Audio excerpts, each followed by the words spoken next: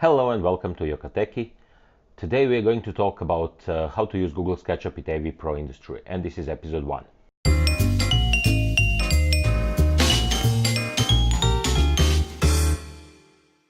You can find a lot of LCD displays, although the professional AV displays are not available on Google 3D Warehouse.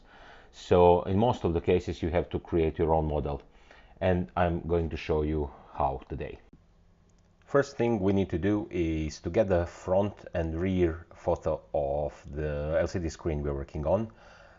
The best place, of course, is the manufacturer's website. So we'll type in Google QM85D Samsung, go to manufacturer website and download the JPG images of the front and rear of the screen. Also, if we can find a drawing that shows detailed dimension of the screen, it's quite helpful. I found it is very useful to start by importing the sketch on the ground plane, as it is easier to read dimensions in background instead of looking at separate document. Also, don't forget to choose import as image when you're opening the image. The other option, import as texture, will be explained later in the video. If you want, you can attempt to scale it to the exact dimensions, but I generally use it only to read the screen dimensions in the background. You will notice that I later on changed my mind and imported separately back and front of the screen as two separate images, which you could do in the first place. You will see later why.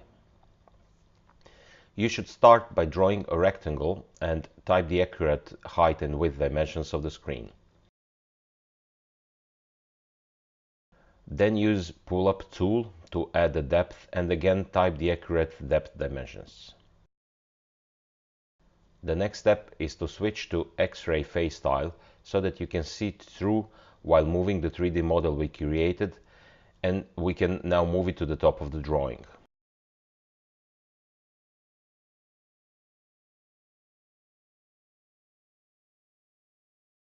As you can see, the background drawing dimensions are not matching the actual scale, so you can rescale it by using Scale tool. It doesn't need to be extremely precise, as you will use the drawing to sketch the shape of the screen, and small errors in this part are not important for what we are trying to use this model for. Then, by looking first in the side and rear photos of the screen, we will try to create more accurate screen shape by using pull-up and line tools.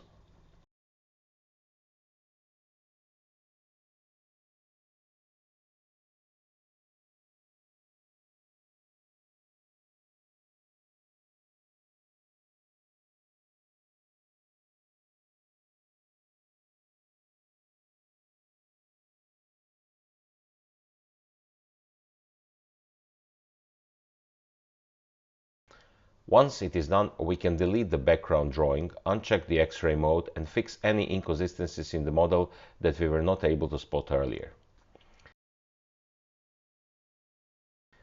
What remains to be done are the side handles.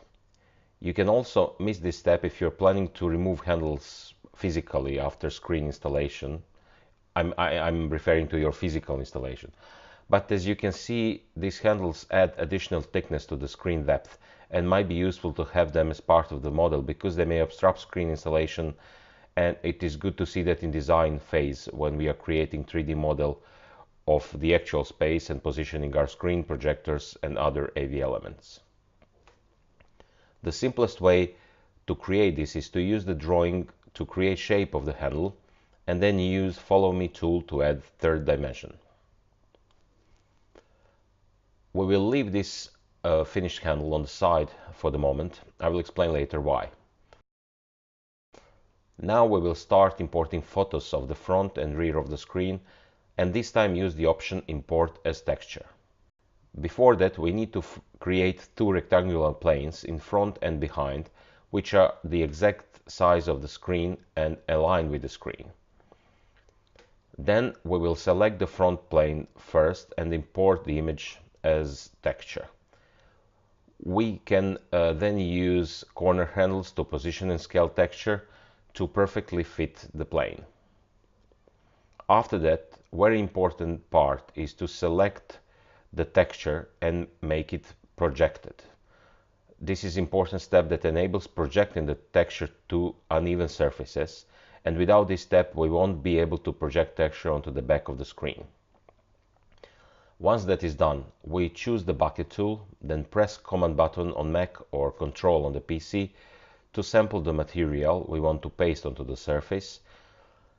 Select the material from the plane itself and then paste it onto the front of the screen. The object should not be grouped and needs to be exploded before this step. Then we repeat the same procedure with the back of the screen. Once this is done, what remains is to glue our handles. They are easy to position now, as we can see where they are on the screen itself. When you're copying, you can use Shift to lock interference that helps you position them more accurately.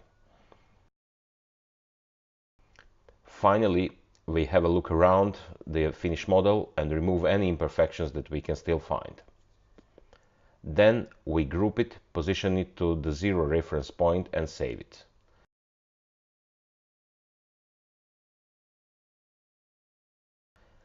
Please always upload your finalized models to 3D Warehouse so it can be found by others, and it saves time to everyone who uses SketchUp in AVPro community. I hope you enjoyed the video. Don't forget to subscribe. Ciao!